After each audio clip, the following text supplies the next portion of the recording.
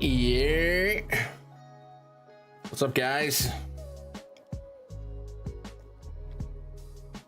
God, that's so good. It's just the nectar of the gods. It's the ingredients. It's probably 5 parts nectar of the gods, little caffeine, and that's how you make orange cream. Ghost. Don't look it up, but that's probably it. I think so. I don't know. What's up, guys? Happy Monday, April 7th, 2025.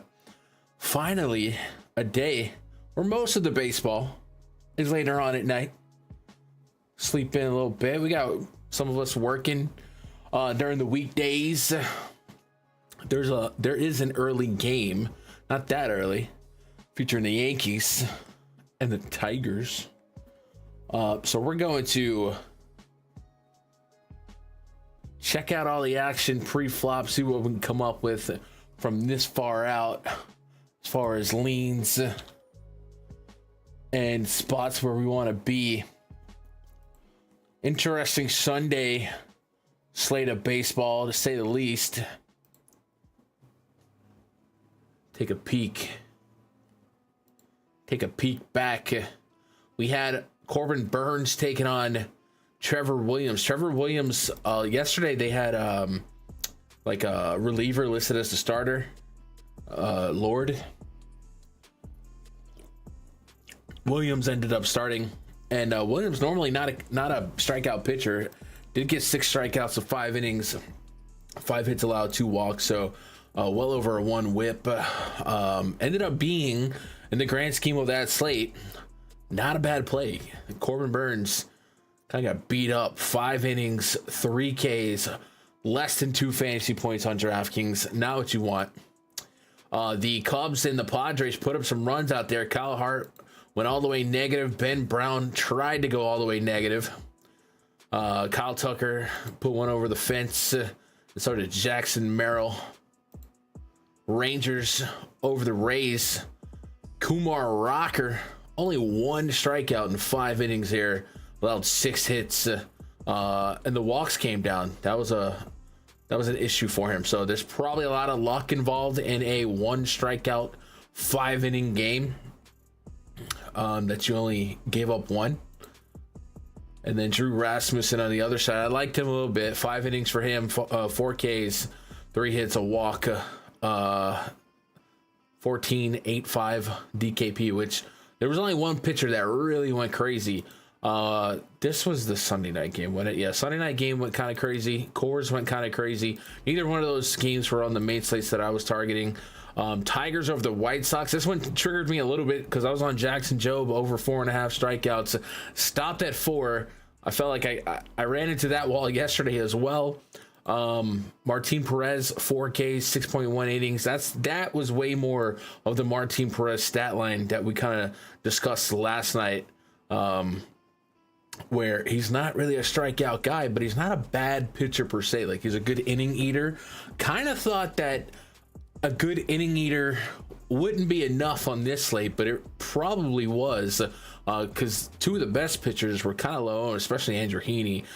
Blue Jays and the Mets had a 2-1 little scrap fest. 5.1 on Francis, 6 strikeouts for him, 6 hits, 2 walks. So whip was elevated. David Peterson, only 3 strikeouts, 4.2 innings. The Blue Jays, much like the Padres, continue to not be good against left-handed pitching.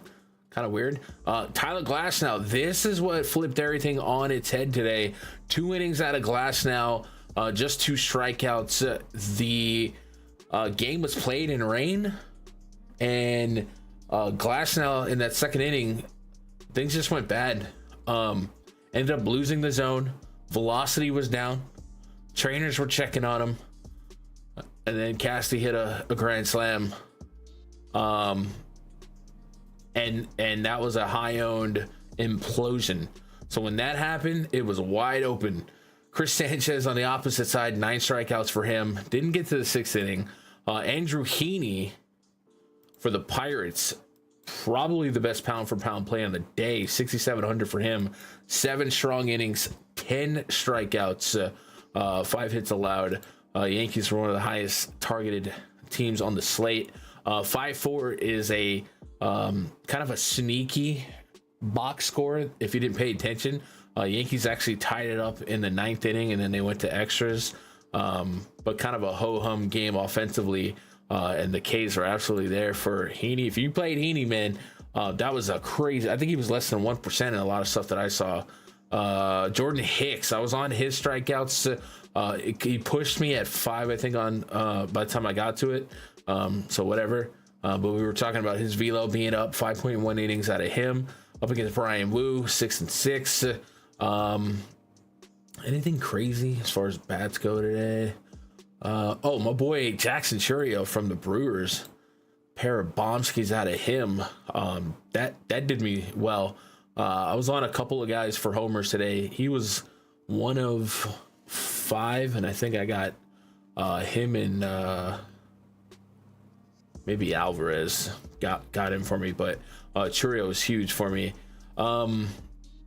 And not to skip past the Royals game, Chris Bubic. So today at MLBGrind.com, we launched a top stack tool and a top pitcher tool, or just projections. And it was the most boom bust matchup I've seen in a while, where it really liked the upside for Bubic, and it really liked the upside for the Orioles, a team that has incredible numbers against lefties, especially WRC plus since the beginning of last year. But the Bubic side won out, and his ability to strike out righties at a high clip won out. 8 Ks for him, almost to 7 innings. Huge click if you kind of trusted the projection there. I think yesterday on the stream, I ended up saying it was going to be a 4-corner spot, or a 3-corner spot. We weren't going to play Cade Povich. And yeah, just really kind of an overall ugly day for pitching, especially pitching that made sense pre-flop. So if you guys made out with a little bit more than you went in with, good job. Tomorrow we ride again. What up, Cujo? What up, Pojen? What up, Brantley? What up, Exit? We did lose that Braves game pretty quickly, and both pitchers in that game were pitchers I wanted to play. So that was a little bit of a shake-up. What up, Tall? I used to play Heaney, but today I stacked Yanks. Ben Brown, Warren were awful for me today. I was never on Warren. Ben Brown, sure.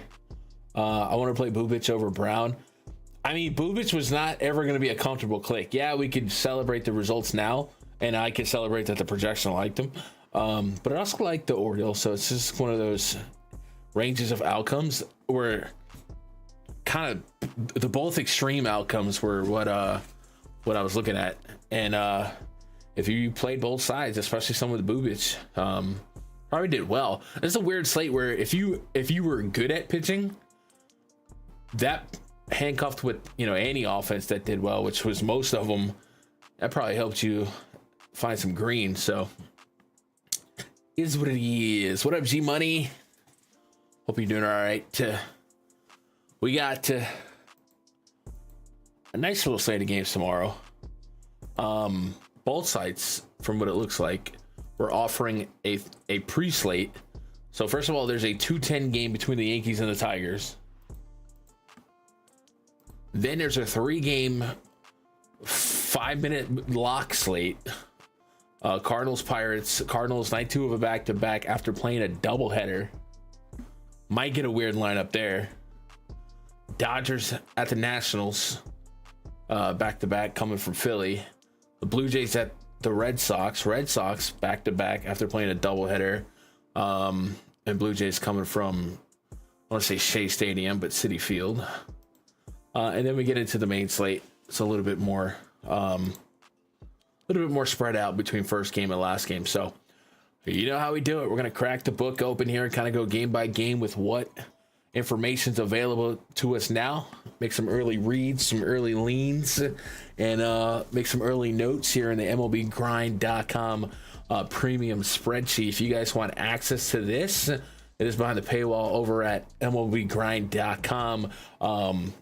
Lot of groundwork over the weekend that I'm really happy about. First of all, in the spreadsheet itself, created the stack rating chart, the projections for both Fanduel and DraftKings. And if you play on PrizePicks, Fanduel projections are linear to PrizePicks, although they're a little bit more conservative. And then we'll also have the pitcher projections that have a heavy hand input from me. So all that's there. I got a couple more ideas for the stack rating chart, and then probably gonna build out a simulated pitcher stat line sheet, which will kind of project strikeouts and walks, and then we can compare that to some of the odds out there and decide if we want to go, over under. We also did a little bit of maintenance on the Discord, added some automated channels, the lineup news, homer alerts, barrel alerts, stolen bases, and then I've been posting some of the stuff I'm running on PrizePicks, not necessarily like as a you subscribe, here's picks type thing, but if I'm gonna run something and you guys are in the like, I'll share what I'm running. It's up to you if you want to tail it. But these were the 5 guys I had in a home run parlay. It was like a 5-pick 1500x or 1000x. I don't know what it was. I think it was 1000x. And I don't know. So I don't like to just go all in on 5 guys hitting a homer because the likelihood is so low. So I wanted to hedge the guys that I thought should go yard, or could go yard, with stats that even if they had an okay day but didn't homer, maybe salvage the cart. And that's exactly what happened. This is a 20x. Wallner over 1.5 hits, runs, and RBIs. Soto got over 7.5 fantasy points. J-Ram over 7.5 fantasy points. Jackson Churio 6.5 fantasy points. 2 home runs, easily clears it. And then Kyle Schwarber scraped by. So that was a great way to kind of set the table there. And then another card that did well, Carroll over 7, Juan Soto again, Bobby Witt over 7.5, Jackson Churio again. Something I like to target on PrizePicks. So you look at the hitter fantasy score, especially when it gets to around 7 or below. For these leadoff guys, especially road leadoff guys, man, I'm really intrigued. I'd almost take Corbin Carroll every day leading off, just because of his multi-threat ability.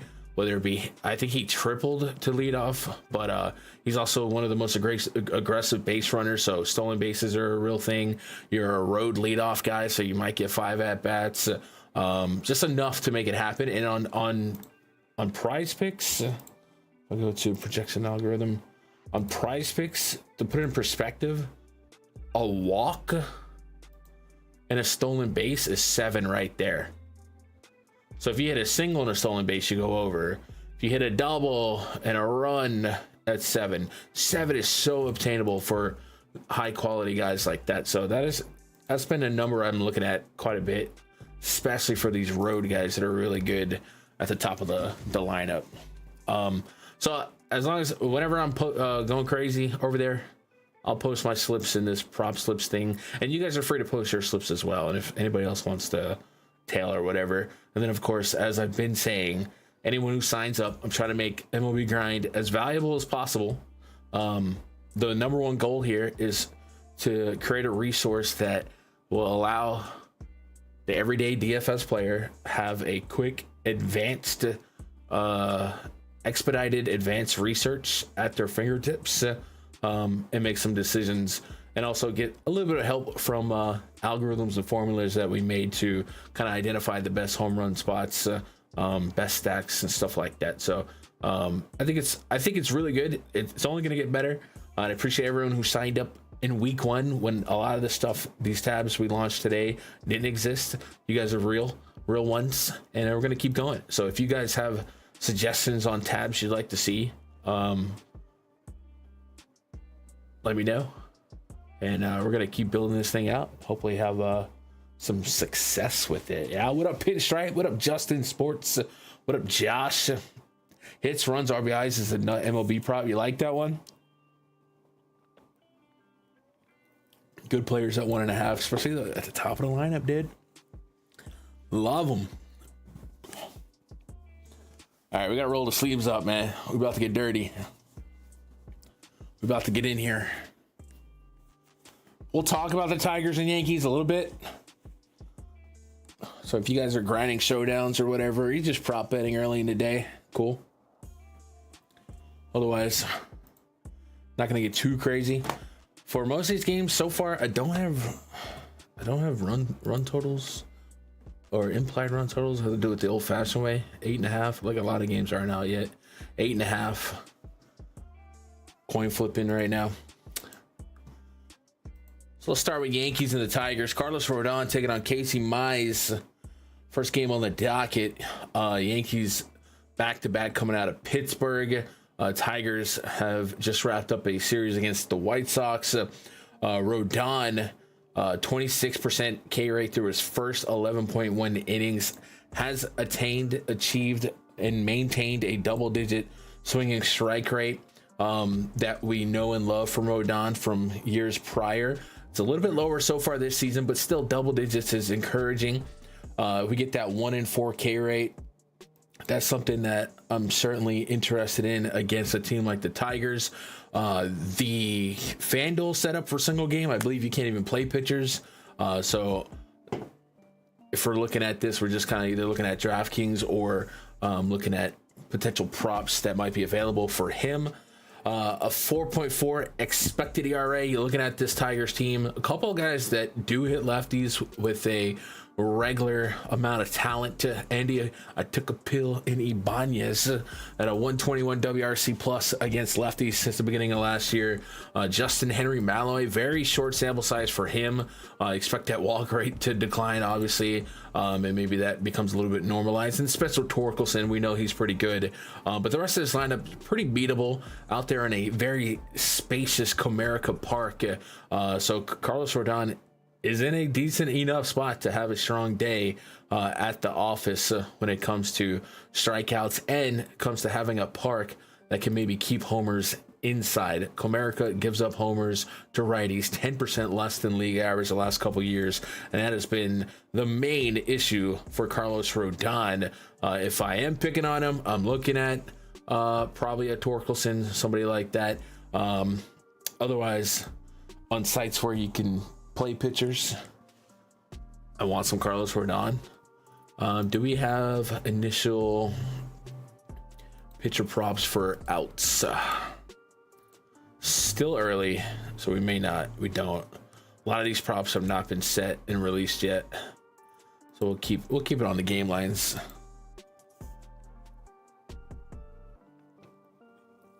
Tiger side, Casey Mize looked pretty sharp in 5.2 innings last time out. The 13.4% swinging strike rate, probably a little bit inflated. Might expect that to drop more towards the 10-11%. But at the same time, I do think he's a pretty good pitcher. So we might just be seeing a natural progression out of him. So I don't want to give up on him, but it is a tough spot out of the gate, facing a Yankees team that normally doesn't strike out a ton, particularly against righties. Looking at, actually, I take that back. There's enough strikeout potential in this projected lineup. I had my eyes set on the walk rate. We got Goldie, Judgy, Jazz, Volpe, Jason Dominguez, and Ben Rice so far with a maybe 26%, 27% aggregate K rate collectively since the beginning of last year against righties. And you get in a spacious Comerica Park. So not an insane idea to think Mize can kind of hold his own like we saw with Heaney yesterday. I have said it. I'm not beating the Yankees up because I love the Yankees. I think this offense is really, really, really stout. But strength of schedule, you think about strength of schedule in football, you know, the matchups in basketball, it exists to an extent in baseball as well, especially with pitching and bullpens. And you look at the teams and matchups that the Yankees have beat up and the teams that they've looked normal against, or the pitchers rather. We're talking Freddie Peralta, right? Burns, Zach Gallen. Zach Gallen and Freddie Peralta looked just fine against them. So yeah, the Yankees are a potent offense, no mistake about that.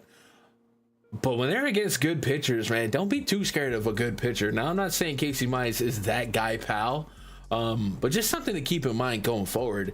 The this team bleeds red too. So got to play the right pitchers with the right strikeout stuff for sure. But if you can get an above average pitcher with a pitcher friendly situation like Comerica Park, and I'm sure the weather's going to be more so on the pitcher side of the seesaw. Yeah, if you're in a spot where you take a couple shares of Mize, I don't think you're too crazy. Mize's ground ball rate so far has not been great, but it's a very small sample size, so could be just anomalic. I think if we go back to his spring training campaign, I would assume that it looked a little bit more normal. Game log, spring training. Yeah, 1.3 ground out to air out. So if you're going to be a ground ball pitcher, no matter what, keep the righties in the park. It looks at Judge. Yeah, I don't think he's an insane click. But obviously not one that you're going to be excited to play. This is purely a single game theory. Who do we want to target against Mize with? Well, the usual suspects. Judge, he's always going to be at the top of the list. Last year against lefties, a 275 average for Mize, so maybe a Cody Bellinger, Jazz Chisholm, somebody like that. And then we've seen a lot of life being breathed from the bottom of this Yankees lineup. Jazz Chisholm making it happen 2 days ago with a pair of stolen bases. Austin Wells had a weird triple that maybe shouldn't have been a triple, got under the center fielder's glove. Trent Grisham out of the 9-hole. We'll see if he makes the lineup after just an incredible 2 days for him. Essentially tied the game yesterday. He had 2 homers the game prior. Sometimes you just earn your way for another start. Maybe he does that, and I think you'd be looking at somebody like Jason Dominguez to not make it. So names like that, but I think the bottom of the lineup is a little bit more fun for me in a single game contest because all eyes are on Judgy, Goldie, Belly, and there's a lot of scrappy baseball in the bottom of this lineup and runs that have been manufactured, and it's just not what you look at the Yankees for, but it's there in the bottom. So if I was constructed a single game lineup, I might see what I can get away with guys that start after Judge and kind of go from there. But Judge is Judge, so not gonna take anyone off the Judge ledge. Yeah, whatever. Yeah, Burns didn't look super elite, but the point is, if you look at the teams that they've struggled against, I guess you could say Andrew Heaney is an elite. But if you get to the spot where there's an elite pitcher or even a average plus pitcher against the Yankees, like, don't run from them, because a lot of the Yankees' big games so far are beating up little like little quad A pitchers, the Nestor Cortezes and guys like that in the bullpens, and it's been rough for those type of teams. The Pirates, right? What up, Hater Onzo? Hope you've been all right. I can't get my mic right. Anomalaic, what a dope word you just casually. Yeah, that's my thing, man. Anomalaic. Oh geez, remember that. What up, Rob? Yeah. Hope everyone's doing okay. All right, let's get to that 3-game sub main slate lock slate. Cardinals and the Pirates. Matthew Liberatore projected to take on Carmen Majinski. So like I said, with the Cardinals, they played a back-to-back, or excuse me, they played a doubleheader yesterday. It's a back-to-back going from Fenway to PNC. Not a ton of travel, but a good opportunity to maybe change up the lineup a little bit. We did see Ivan Herrera come up with an injury yesterday. We'll see if he needs to miss a game at a caution if nothing else. And then on the Pirate side, not too much to be too cognitive of there. Liberatore, 6 innings of work so far this season, sub 20% K rate. A lot of his metrics looked overall in line with what we know from him the previous 2 seasons. The swinging strike rate has been all over the place the last 3 full seasons of sample size. But generally speaking, probably not a guy I'm expecting to be a massive strikeout guy for the rest of the year. However, this is a Pirates team that will probably offer enough strikeout potential that on a 3-game slate, you have to consider him because it's a 3-game slate, right? So let's do we do interest rankings for these first 3? I guess we should. Let's think about this one. Majinski, looking back at last season, over 1 whip, 10.8% swing and strike rate, over about a 1-in-5 K rate, expected ERA. Like, these aren't elite stats, but stats that suffice. With that said, the Cardinals, if they throw out their A lineup, pretty nasty lineup when it comes to WRC plus against Majinski, and they've put up some runs out there in Fenway, so might be a couple of decent to hot bats in the lineup. I think there's several ranges of outcomes here. I'm not gonna oversweat the park. We've seen some runs produced there last couple days. 8.5 run total with the Cards is a -125, so kind of split right down the middle on what that's kind of suggesting. I think I'm gonna go Liberatore. If I gotta make a little ranking here, then I'm gonna go Cardinals.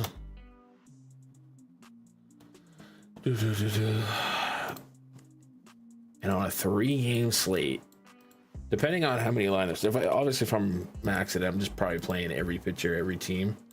66 pitches, 7 hits, 2 walks against Tampa Bay. It was hot out there in Tampa. I think I'm gonna go Pirates, and then Mladzinski. And then individually, if you want to pick on Mladzinski, heavy ground ball rate.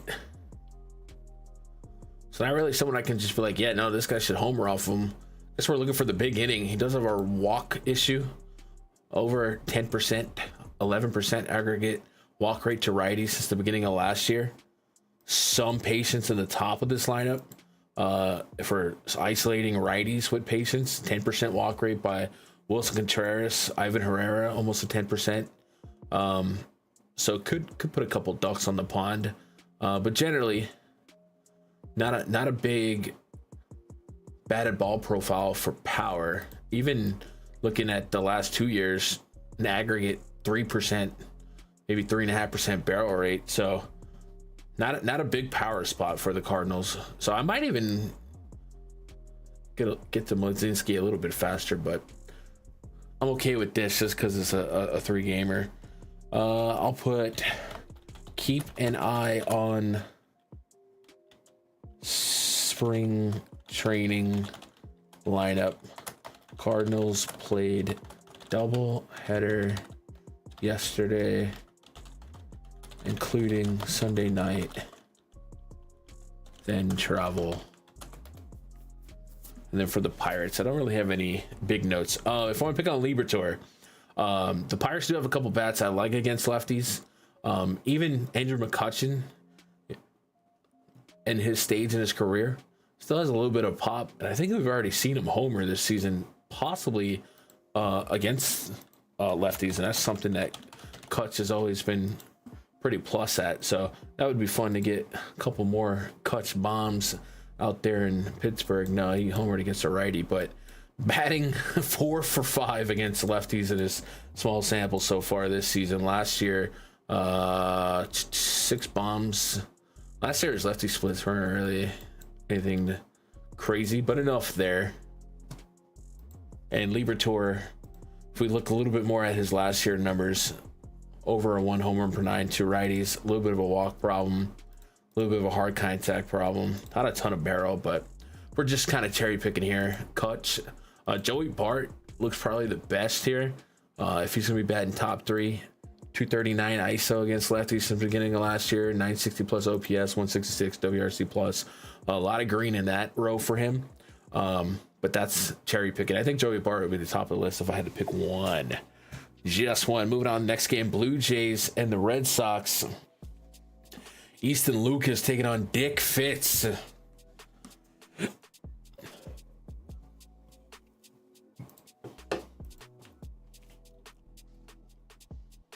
Yeah, I'm just making sure. Yeah. Gotta make sure. Never mind.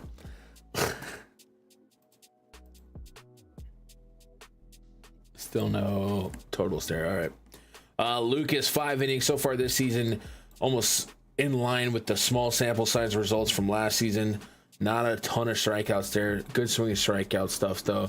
Want to go look at his spring training and then maybe his minor league stuff, and then while we're here, see what we got from him last outing. 74 pitches through 5, 7-4 ground ball to fly ball ratio. Pretty efficient through and through. Just three base runners. And I think on this slate, might have to accept some mediocrity. Might even unlock one bat, maybe two, at least one against your pitcher. Just kind of shake it up, you know. In March, 4.2 innings, 4 Ks. The ground out to air outs was kind of flipped there, and the whip was kind of high, 300 plus average allowed in those small samples. So not sure what we're getting out of him. So let's go a little bit more into his minor league pedigree. God, this is so good.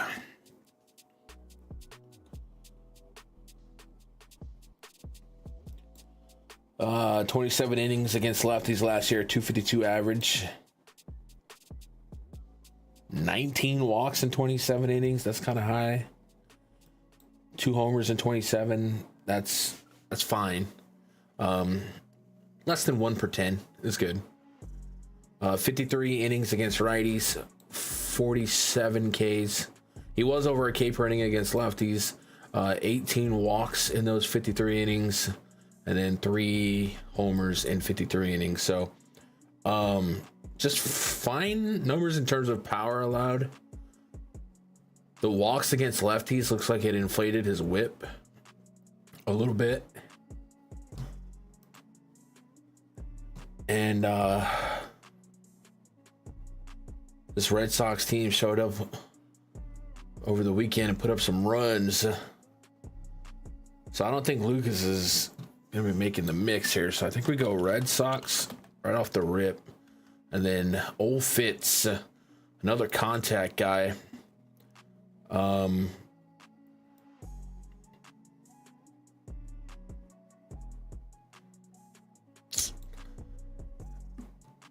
Yeah, I think we're going offense here. Blue Jays.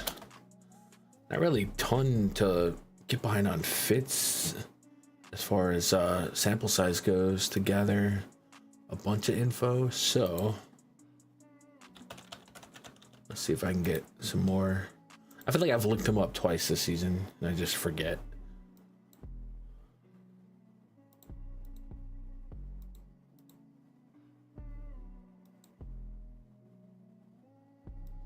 .64 innings against lefties last year, 252 average, 135 whip, 122 ground out to air out ratio, 10 bombs in 64 innings. That's a little high. 9 bombs in 70 innings. So certainly can give up bombs. The walks are and the Ks 61 and 70, 76 and 80. So less than a strikeout per inning. So yeah, it looks like offense first for me here. And then looking at run totals, 9. Coin flipping it at 9 with the, it's kind of a coin flip on over and under right now.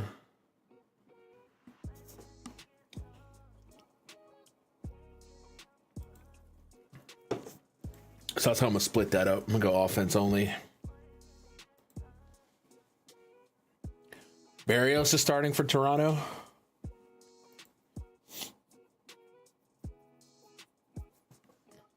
Well, that changes a lot.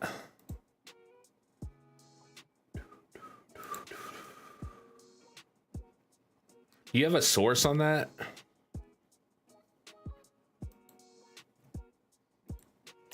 Jose Berrios.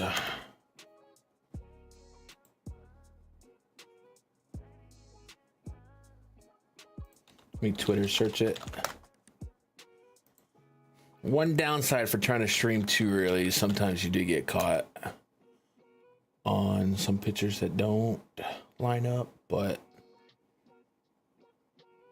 the two sources I've checked for the Blue Jays starting pitcher do list Easton Lucas, and I don't see anything on Twitter about Berrios.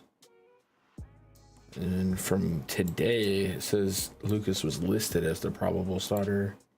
Oh wait, or did he?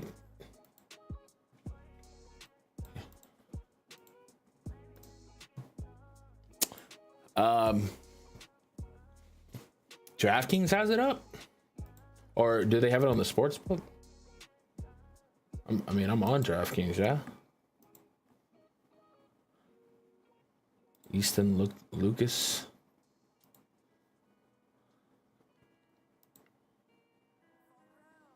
They have it in the books, sports books props, list Easton Lucas, and so does my DraftKings with Lucas, man. So I don't know, bro. I'm gonna lean towards Lucas for now, but if it does change and it is Berrios, it does change things a little bit. Berrios is a little bit more ceiling, but I'd still be on the Red Sox.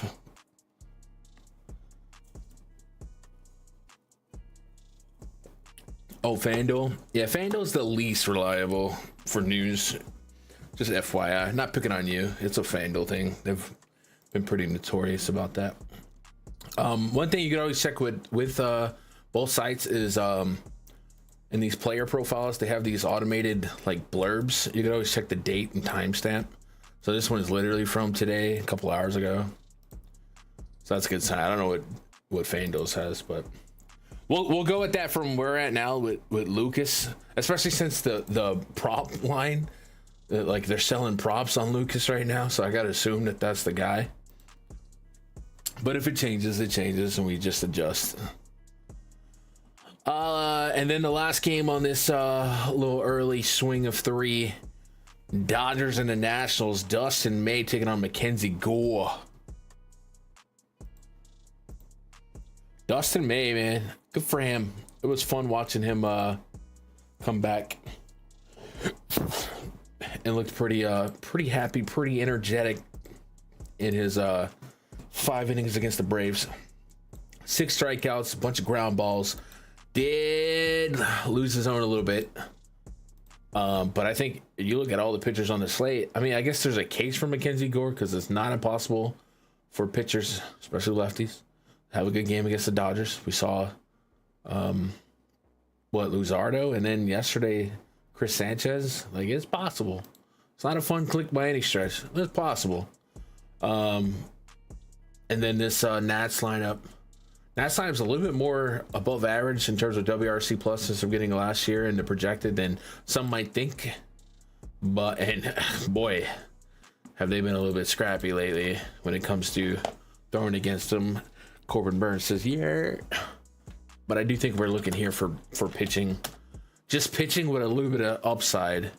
The floor Mackenzie Gore is probably lower than the floor on May.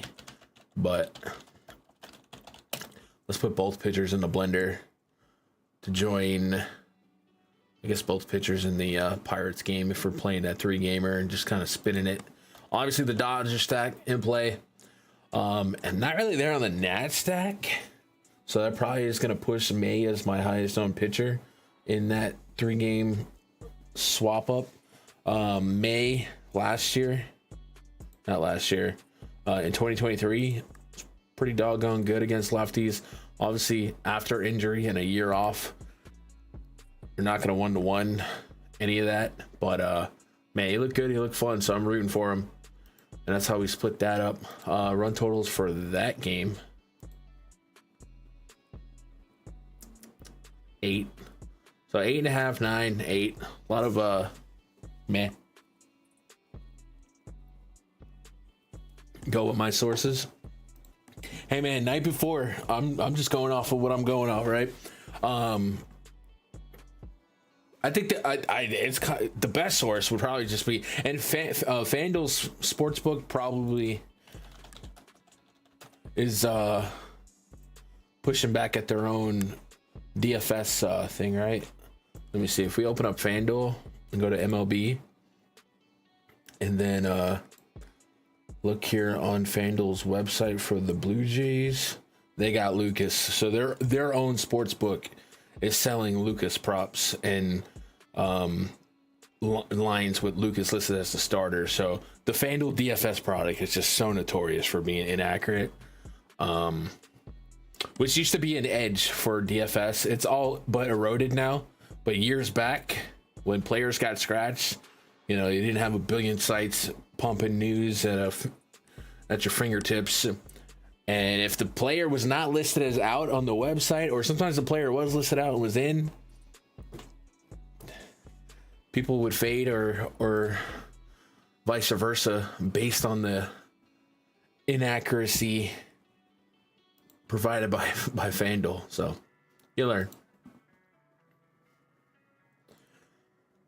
Yeah, what up, Ricky? But I would say, looking at the sports books, probably the best sources from this far out, as far as the names listed. Marlins and the Mets. Let's pop open the main slate. Kind of new to DFS, yeah. You're in the. You entered when it was tough, so if you're thriving now, man, you're a goat. Tyler Phillips on the bump against Kota Sengai. Phillips, 5 innings of work so far this season, 36.2 last season. Neither sample size is producing anything that's going to make me want to play him. Really low K stuff. The swing and strike rate, 10% or below. Expected ERAs, nothing to be proud of. And the barrel rate last year, almost 14%, just under 7% so far this year. But 5 innings of sample size is not enough for me to look away from last year.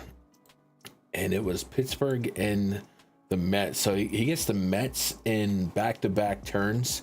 So the old school guy in me is like, you don't want to pitch just the same team 5 days in a row, or 2 starts in a row, or 2 games in a row.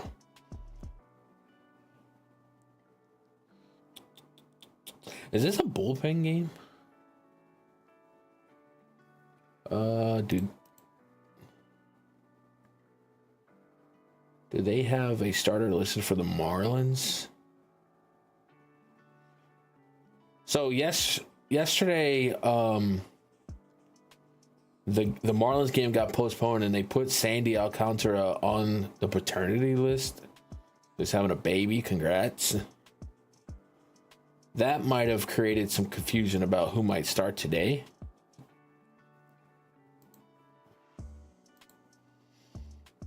It could be a pen game. No matter what. We're not playing Phillips no matter what if he does start, because he's just not a stretch out starter. But yeah, they got him as the probable starter. So probably going to be a bullpen game unless something changes or somebody gets called up.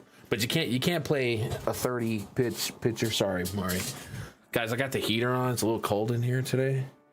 And my cat is like right at my feet. And I think I've kicked her twice on accident. So we're going to show some interest early on in the Mets offense. And then Kota Sengai, this will probably be the Marlins' second look at him in as many starts. Last time out, 8 strikeouts, 7-2 ground ball to fly ball ratio. That's a plus. You like those numbers. The 19% swing and strike rate. I'm a little bit curious in like his command. So I'm gonna look at some plate discipline. What was his first pitch strike? His first pitch strike was 40%. What?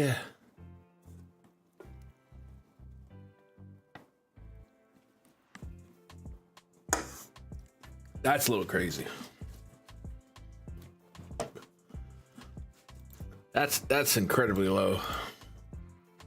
19% swing and strike rate is really good. The O swing was 36%.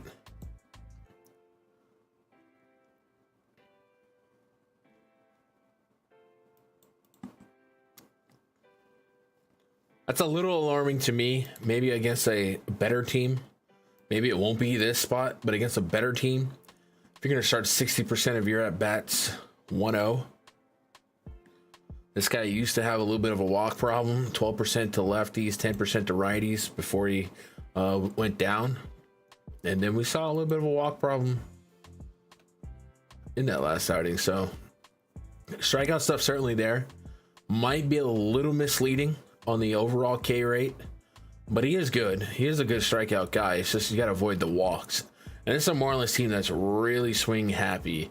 I've got an aggregate 5.25 walk rate against righties since the beginning of last year. So essentially get through Xavier Edwards and Jonah Bride in the projected, and you're pretty smooth sailing.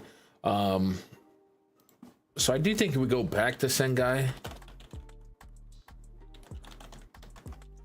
but he might be overvalued based on some of the numbers from last game. And I am worried about that 40% first pitch strike. I am. I'm just gonna put it out there. But the Marlins are not great. Marlins run total, we don't have that. Oh man, I just popped the ever loving out of my neck. So we'll go from there. Wow. What's up, wow? MLB The Show. Bride has a lot of green for cheap. Jonah Bride. Yeah, 224 ISO, 850 OPS. Decent WRC plus. Just in a sea of meh. We can compare the pitch report. I think with Sengai, he's got is it the splitter? He's got some pitch that is pretty unique to him. I think it is the splitter, and no one on that team particularly grades well against it since the beginning of last year. So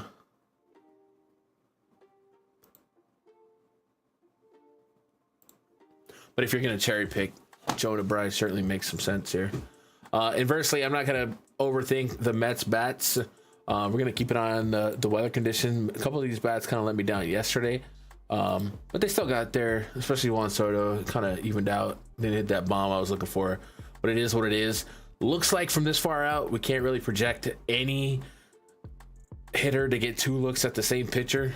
So I'd probably be leaning on a full bullpen game. So you're just kind of betting on talent and letting the run lines kind of lead the way, unless the Marlins do come up with a stretched out starter. But for right now, the sources list Phillips, and the fact that there is nothing on the prop bets right now, I'll go double check with Fanduel. Yeah, Fanduel has to be determined. So, with the Mets as minus 240 favorites, so it really ain't no telling who's gonna throw the first pitch for the Marlins here. But whoever it is probably isn't in play. So we'll just leave with the Mets and Senga penciled down. Love the detail. I appreciate that, David. Twins and Royals next up. Simeon Woods Richardson taking on Michael Lorenzen. Simeon 4 innings so far this season. That last outing got up to 82 pitches, 5 hits, 1 walk, so six runners, a 2-to-5 ground ball to fly ball ratio at Chicago. The underlying metrics we look at: 12% swing and strike rate with a 29% K rate. This might be a little bit inflated because it was the White Sox. And if the White Sox, unless I am 1 strikeout away from needing my pitcher to hit his prop, the White Sox strike out. So I'm going to kind of give him a strength of schedule adjustment, right? I don't think he's a 30% K rate guy. And if he is, he's about to face a Royals team that has an aggregate 18% K rate against righties since the beginning of last year. So, yeah, I'm gonna pump the brakes there. The barrel rate, alarming, 8% plus since the beginning of last year. Gave up some barrels in the first game as well. So I'm immediately interested in some Royals.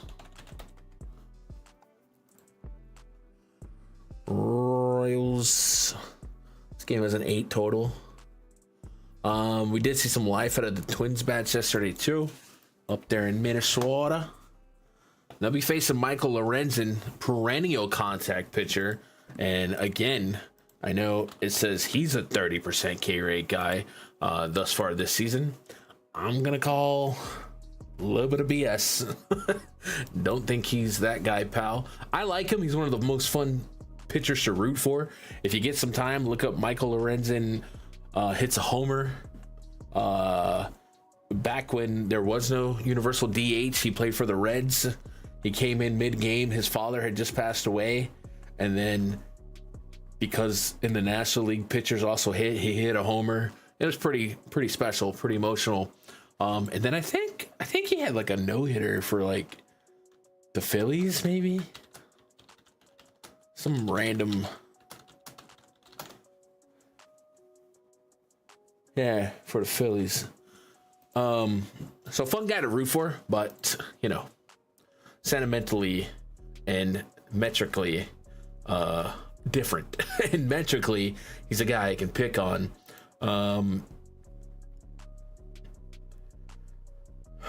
Last couple years, righties have got to him a little bit harder. You might look at Correa, you might look at Buxton. Buxton's had a couple injury scares so far, but so far he's hanging in there. Saw him homer on the second. Saw a double out of him. Saw 2 doubles out of him in the last 4 games. And he's getting on base. A couple multi-hit games too. So might not be a bad spot to kind of handcuff him to a few guys. I've been really liking playing Matt Wallner in that leadoff spot. 910 OPS against righties. 278 ISO. 159 WRC plus. He is a fun click and he's really cheap, especially on Fanduel at under 3K, but even on DraftKings, a little bit of value, I think, at 3,900 if he's going to lead off. Obviously, we always kind of remind you, Kaufman, not a big power park, almost 28% below average in homers to lefties the last couple of years, so taper expectations, but it's not impossible. And it also still a spacious outfield to maybe make some doubles and extra base hits, stuff like that. So I am going to get to some Twins. And then I don't think I'm going to get to either pitcher, at least not with any levels of confidence. The Lorenzen swing and strike rate feels pretty fake. I'm going to go double check some discipline stuff and some pitch type.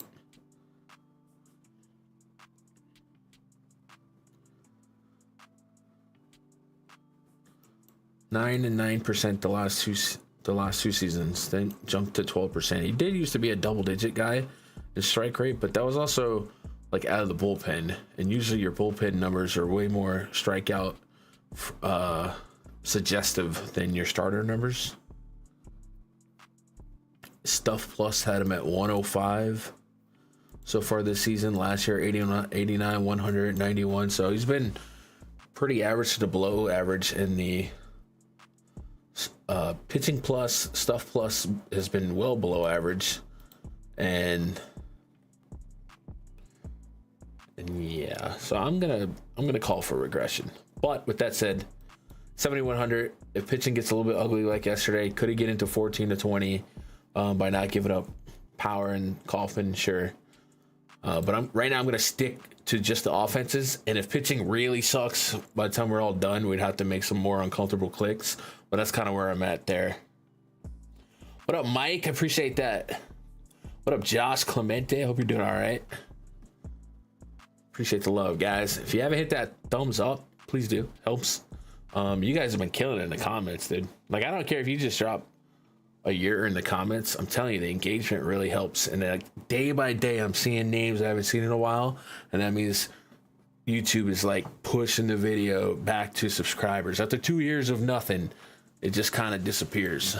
So we're clawing back in there. Also, the goal was to get to it was 3,000 watch hours for like our super chats and stuff, and then 4,000 hours for to just be monetized. I had that backwards. I thought it was 3,000, but at 4,000 watch time hours, we should be eligible again to be monetized.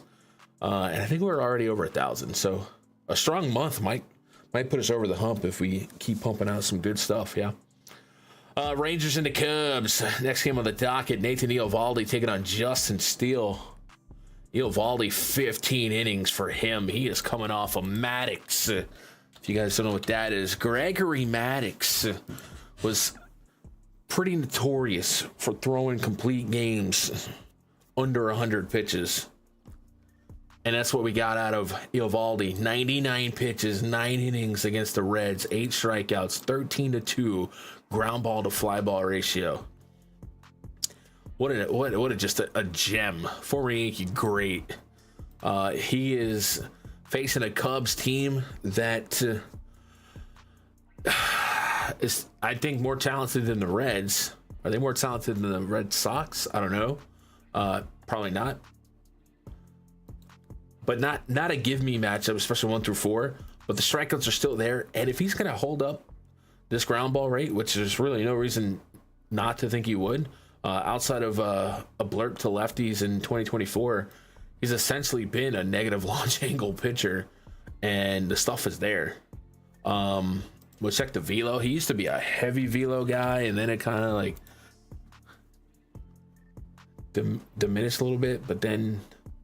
Like, he's been great. He was so fun for the Yankees. A couple times he went deep into games with the no going. Yeah, I like him. Michael. Let's go to 94 on the fastball. See, back in the day, 97 plus for him.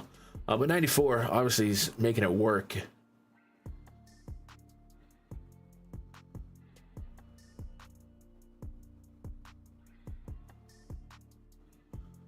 That splitter has been nice for him too.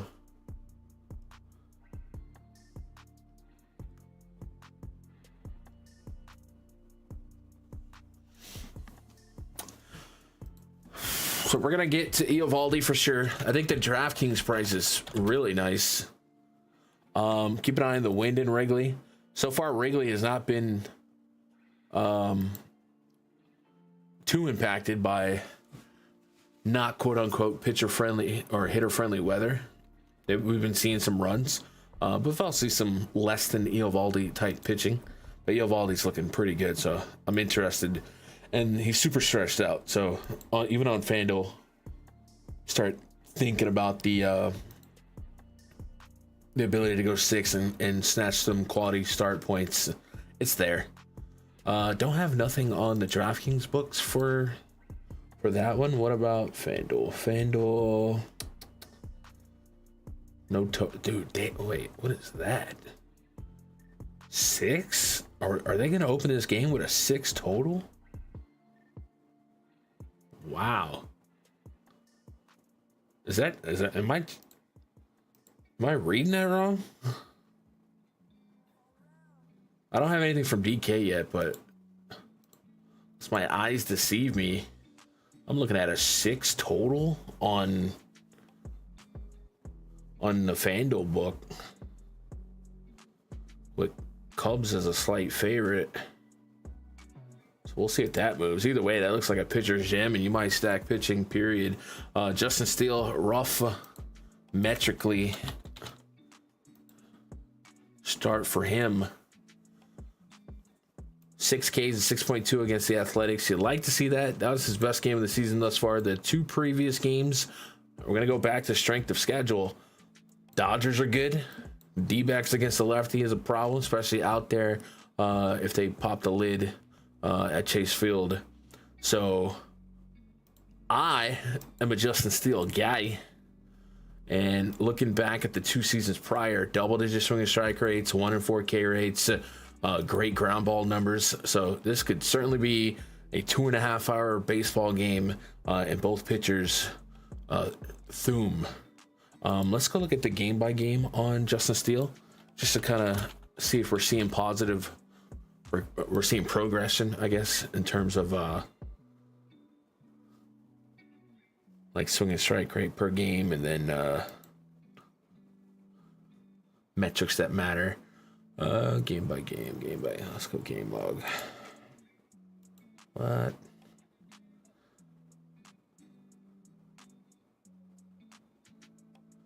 .326 xFIP, 461, 357.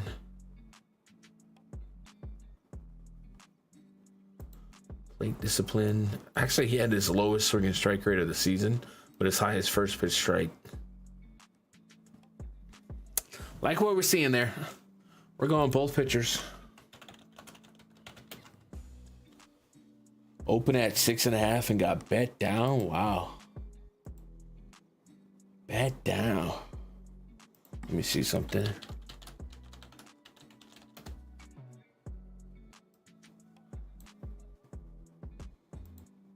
Oh.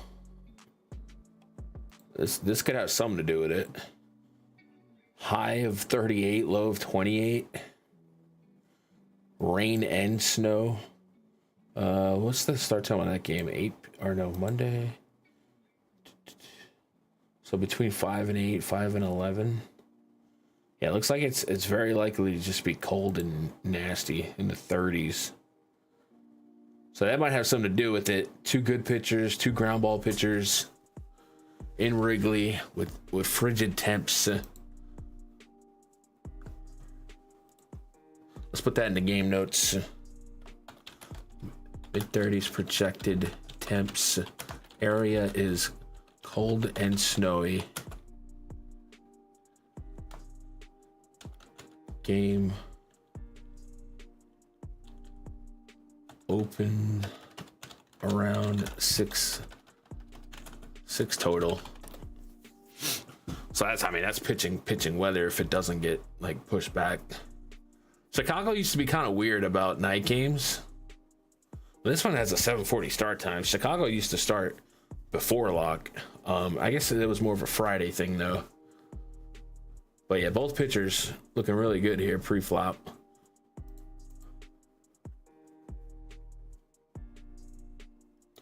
Been watching Civil War documentaries for more references for baseball takes.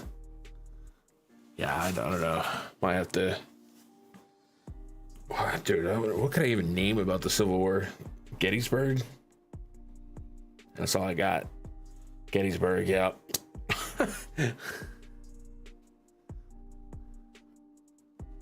Watched a few of your videos because I appreciate your detail-oriented work. I appreciate that, Dave. It's a very small niche within a small niche. Like, you don't have to do all this research. You can just pay a subscription to a site, simulate, trust the projections. They got nerds doing it for us, but I just love doing it. I love baseball, and then most of you guys do too. So it's just kind of, I don't know, it's kind of our thing. Gotta have something. This is our thing. Football weather. Hook it, chuck it, football. All right, Eovaldi, Justin Steele, we'll go from there. Astros and the Mariners. Logan Gilbert taking on Hayden Wesneski. Worcester sauce. 12 innings for Logan Gilbert, 20.6% swinging strike rate. Is that good? This guy's been crazy good for the last 3 years. A 0.67 whip. We do give a little bit of respect to the Astros. And strength of schedule is certainly in Gilbert's favor. Athletics and the Tigers, you know, 2 of the more generous matchups you can get to. But it's a good warm-up build-up for Gilbert, who's a good pitcher. pushed 92 pitches in the last outing, so does have enough bullets in the tank to go 6+ if we need him. So we're certainly interested in Logan Gilbert. Wisniewski, he was on the Cubs, yeah. 28% K rate, 13% swing and strike rate in 5 innings. Fun with small sample. The expected ERA a little bit elevated, 4+ Sierra. Looking back into deeper samples, not like a bad pitcher. Elevated barrel rates, elevated expected ERAs, but ability to miss some bats, but the ability to give up some homers. That said, man, I feel like all year I've been looking at the Mariners. I'm just like in love with this team, and it never works for the most part. But the ability for power is there. This might be a lower scoring second half of the night, yeah. The Giants in this first outing. Oh, I opened that up, but I meant to look at pitch count and I didn't. 88 pitches. I think he's in the blender. And I'm gonna go a little crazy here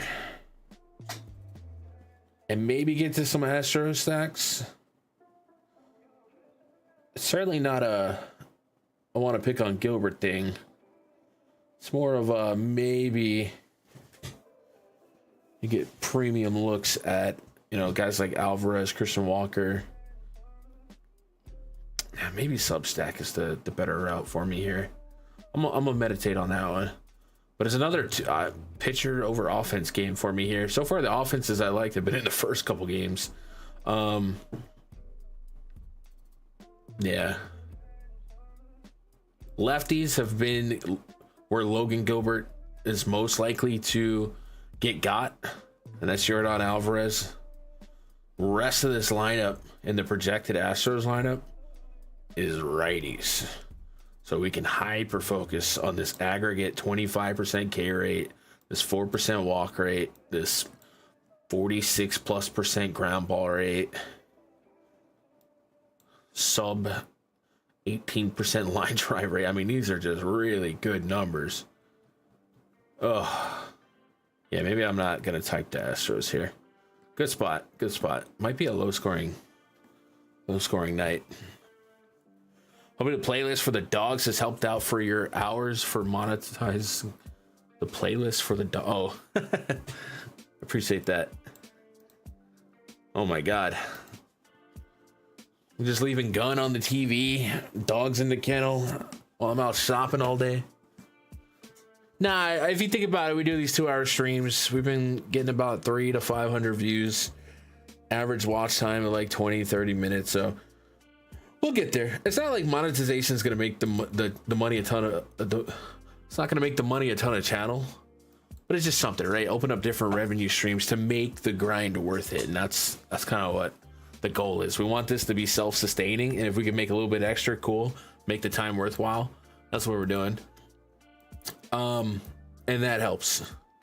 And then, you know, as I'm able to as the seats and the tools are a little bit more self-sustaining and sufficient when I fill out the index portal, maybe we'll have some other type of baseball content on the channel as well. I had so many like ideas off the rip, and then I got thrown onto the super highway of baseball grinding, and I was like, wow, I did not correctly project the amount of time that I was going to need. So, but I am, after this weekend, I've seen a lot of progress in the stuff that it needed to be done.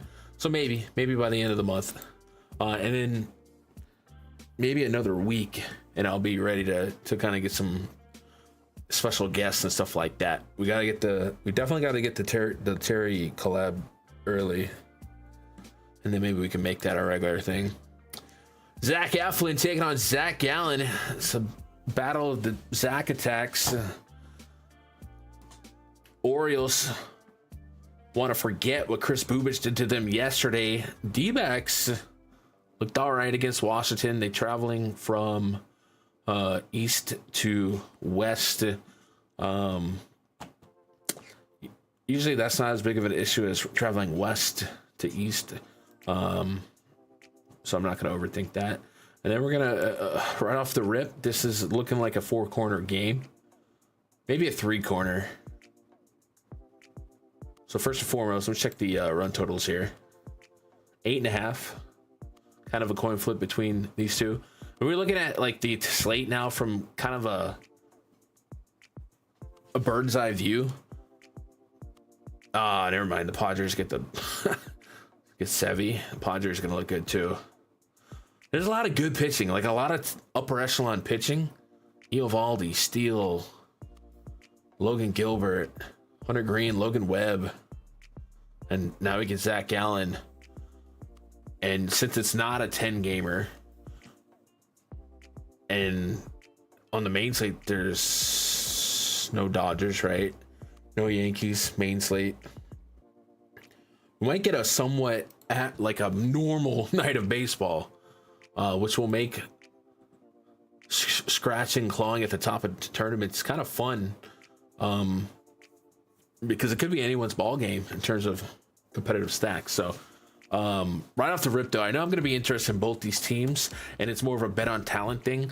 Clearly the D-backs have the better matchup, so I'm gonna go Diamondbacks at the top of the interest ranking, and then I think I'm gonna go Zach Gallen, and then Orioles. But I'm getting shares of all that. Yeah, Gallen looked really strong against the Yankees. I mean, you walk into Yankee Stadium, mow down 13 of them, 101 pitches. Yeah, you a bad man. So, Orioles coming off a game where Chris Bubich, opposite-handed, did his thing. Certainly wonder if their bats are calibrated where they need to be, but I don't really factor most of that. I'm just going to bet on talent here. So D-backs, Gallen, Orioles. Eflin, why do we want to pick on Eflin? Well, against righties for the last 3 years, it's actually a 280 aggregate average allowed to righties, over a 1 home run per 9 to righties. And this this would be a good spot for Eugenio Suarez to kind of get back on the power schneid.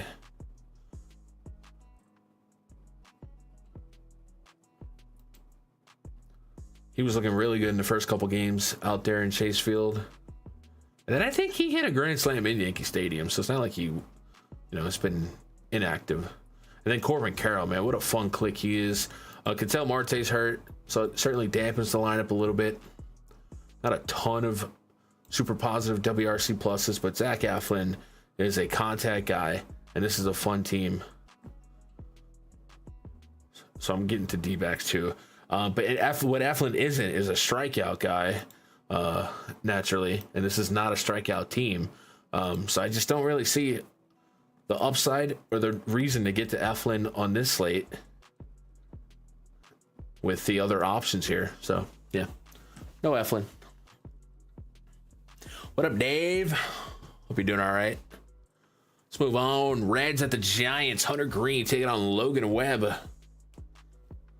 Hunter Green is looking like the final boss. Hunter Green, not Brown. It's colors. Colors. If your name is Hunter, and just any color, really. 5 innings against the Giants, 8 Ks. 7 innings against the Rangers, 8 Ks. Still a fly ball pitcher. Hits have been great. The walks have been great. Only 1 walk in each of those games.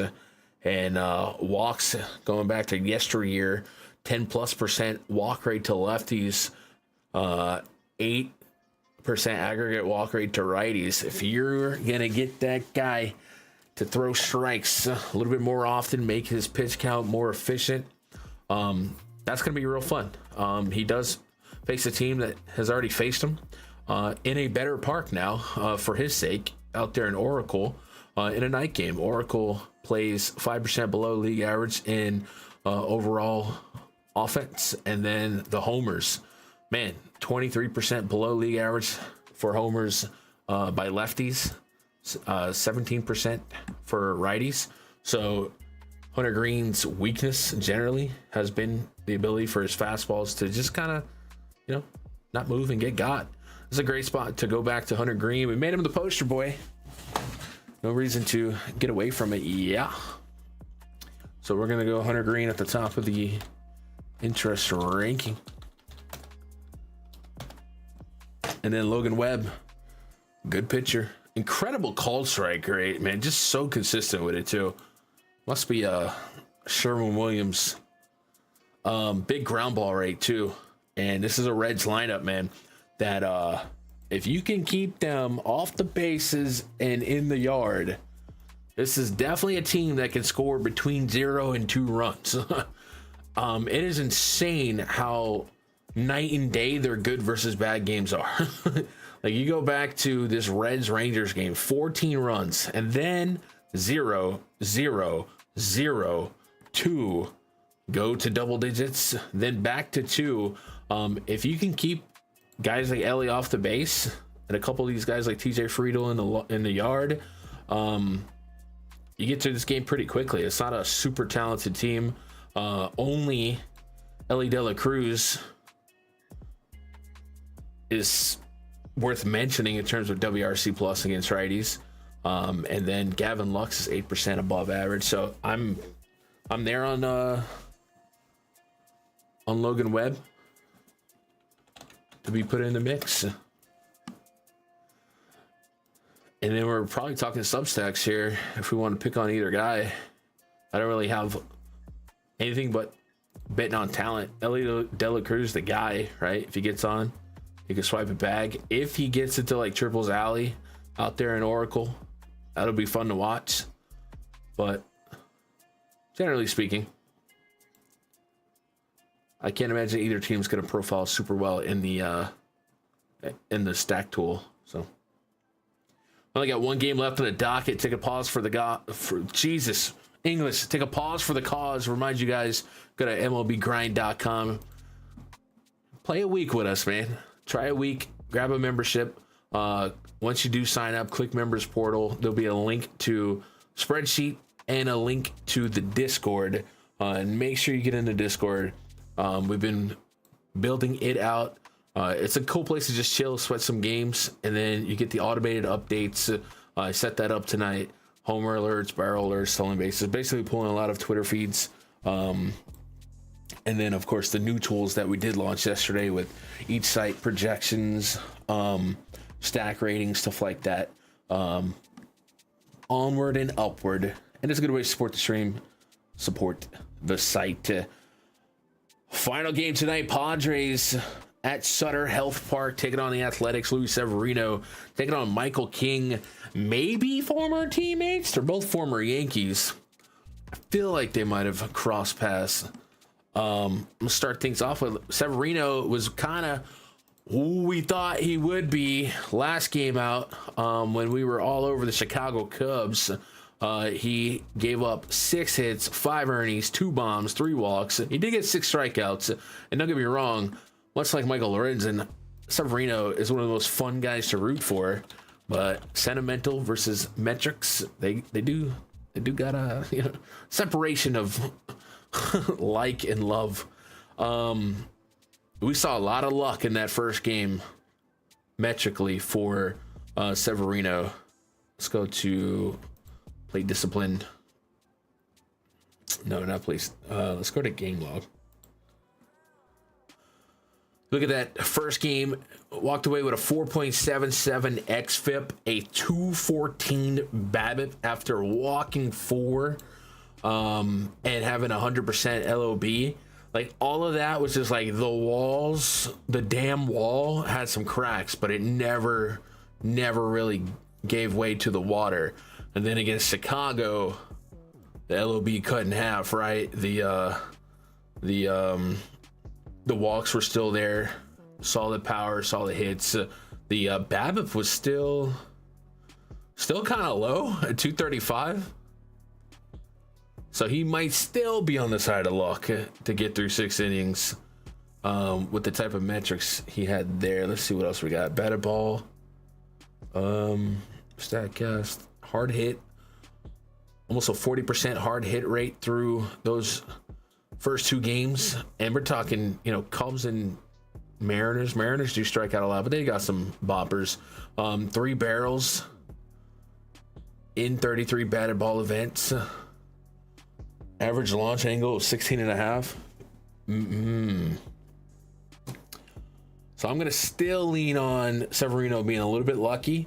And I've been kind of waiting for that big Padres game. I feel like this might be a spot for it against Sevy, and then dipping into that pen a little bit. Look at this Padres team against maybe the slider. Not bad, not super elite, but only 2 negative grades since the beginning of last year against the slider. Fastball's kind of meh. This is a team that is much better against righties than lefties for some reason. So I'm on the Padres, absolutely. I hate being anti-Sevy, dude. Sevy is such a fun guy to root for, but right now he ain't got it. 6.26 expected ERA for Sevy, with just an 11% call strike. Yeah, he's tippy-toeing a fine line right now. Michael King on the other side, he's good. A 13% swinging strike rate so far this season. Aggregate 12% for the last 3 years. The barrels have been a little elevated so far. Could be fun with small samples, and 7.2 innings. Strikeout rate's nuts. Athletics team certainly can strike out. This projected is about an aggregate 21% carry to righties since the beginning of last year. This park, I'm not going to blame the park, but the park definitely plays more offensive than Oakland. I think the main reason why it's a little bit more offensive is the lack of foul territory. You don't get to steal those outs, like those pop-ups that drift into the on-field bullpen and stuff like that. So you kind of give a pitcher or a hitter a second chance to calibrate those foul balls. But I obviously, I think no one expected it to be anything close to the park factors of what we saw in Oakland. I don't think we have enough sample size for me to change all these numbers from 100. But yeah, so far it's been fun games out there in Oakland. Plus Oakland's pitching staff has been pretty not great. Let's go look at their bullpen usage. I keep calling them Oakland. I don't know what I'm supposed to call them. Just Athletics. We all get it. Mason Miller is a GOAT. They've been out in Coors. Outside of Mason Miller and Tyler Ferguson, and I guess Justin Stern has been good. But Jose Leclerc, TJ McFarland, Noah Murdoch, Angel Perdomo. I think he was on the Angels, maybe. Mitch Spence. These guys have certainly been getting got. And a couple of these guys have pretty bleed red strikeout rates. So if the Padres can jump on them quickly, and we saw Mason Miller get used Friday and Saturday. I don't know that we saw him.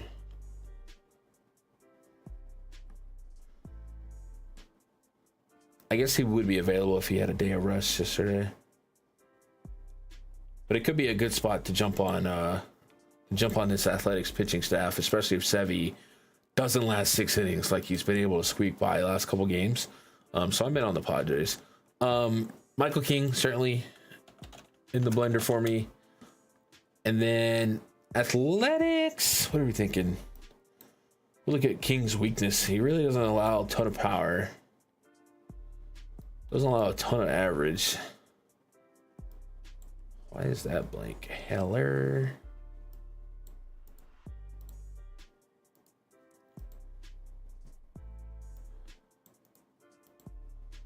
Let me make sure that there's nothing funky going on right here.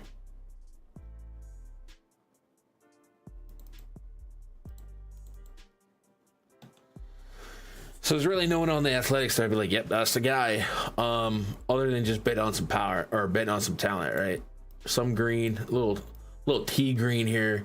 Butler, Rooker, Blade, Langoliers, Soderstrom in terms of ISO.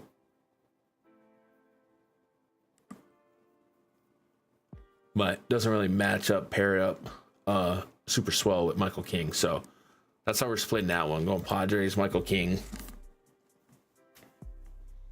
and go from there. Done venting. Venting? What do you mean? What's up, Raj? Yeah, what up, Lorenza? Hope y'all doing all right. That's our look at the Monday slate. Could I get some easy to access run totals yet, so we can dress out some early projections? No. So looks like I won't get these projections in before we end this stream. But once I throw the run totals in there, we should get good look at the stack rating, see where the numbers are pushing us by default. Read the comment before in this chat. Read the comments in before. I don't see anything in chat from you before this, Raj.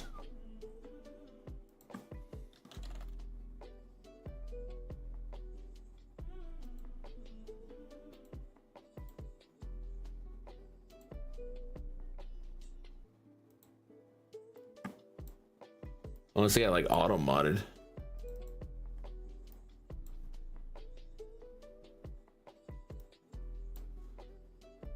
Read the comments before.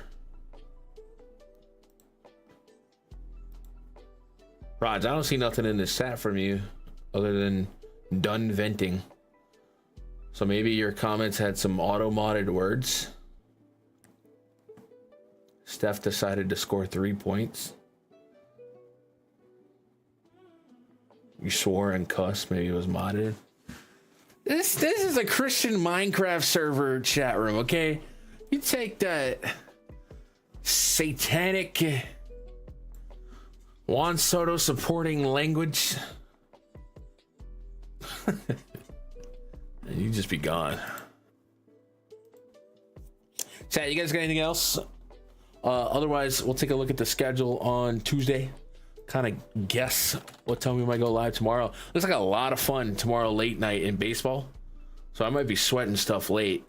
Hopefully I'm sweating stuff late. Tuesday. Who's hitting their K's over? I don't have a ton of lines yet. Actually, I'll go double check the prop lines for strikeouts, but okay, Jake. Looks like on Tuesday, kind of similar as today. Yankees and Tigers are early day game. White Sox and Guardians, kind of a day game, and then we get back into most of the games being at night. We got Brewers at Coors Field, so we'll probably still be around the 10 p.m. Central. We'll go look at some lines for strikeouts, I guess, see what we even have listed. Rodon's at 5 right now, heavy juice on the over. Over on Mize 4.5. Cool. Who to place for sports betting? I don't have a ton of lines right now. Steele and Eovaldi. I'd be curious to see what their early outs recorded is, because both that's looking like we're the 18.5 on Eovaldi. Steele's at 17.5. So that means they don't. That's not through 6, but it is minus 55 to go over. So I do think that'll probably be 18.5 by early tomorrow. So I guess right now I would take the over on Steele 17.5 if you're just, I don't know, trying to parlay something. But it's not fun because it's already heavily juiced. Looks like a lot of love for pitching tomorrow.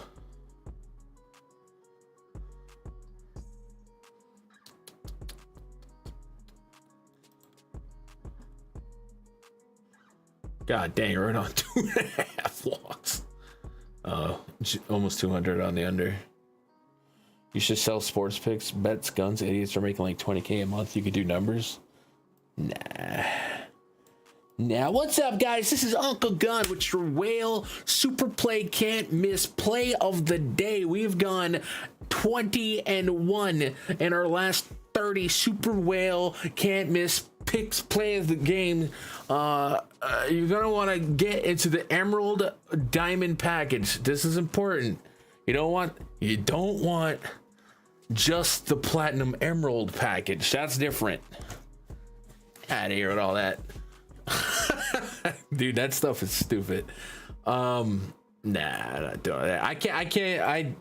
I just have morals, dude. I can't be out here